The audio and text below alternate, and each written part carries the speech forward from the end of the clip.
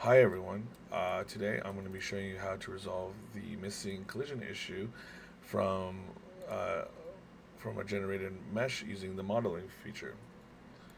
Right now we are currently looking at a blockout level using that exact feature, and if we hit play we notice that the player falls along through the map. So again, this is a bug issue generated in 5.6. This is not there in previous issues. Previous issues, if we would have generated this blockout level, we would have it would have came with collision. So let's go ahead and fix this. Again, it's already generated. Let's go and select the mesh. We're going to go to the details panel to the right. Uh, Find in content browser. We're going to open that up. We're going to dock that to the main tab. Um, so here it is. And just to show you that the player cannot traverse on it, we're going to go from lit to um, player collision. As you can see, the player won't be able to traverse the blockout. We're going to leave that on for now, and then the next thing we're going to do is we're going to go to the details panel, and we're going to we're going to hit this drop down menu, go from simple and complex to use complex collision as simple, and the collision complexity.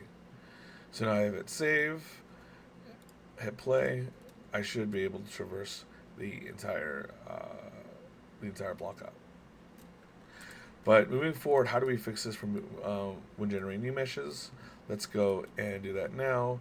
Let's open up a new level. Show you what I mean. If I go to selection mode, go into modeling.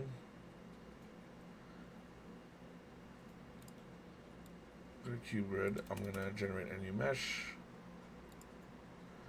Hit play. And we find the same. We encounter the same issue. So let's go and fix that moving forward. I'm going to go and delete that old mesh. I'm going to go into the settings and go to settings at the very bottom on this cogwheel. Go to new mesh settings. Go to complex only. Go back to cube grid. Generate a new mesh. Hit play. And there you go. So now we know how to fix it from previous meshes and new meshes moving forward.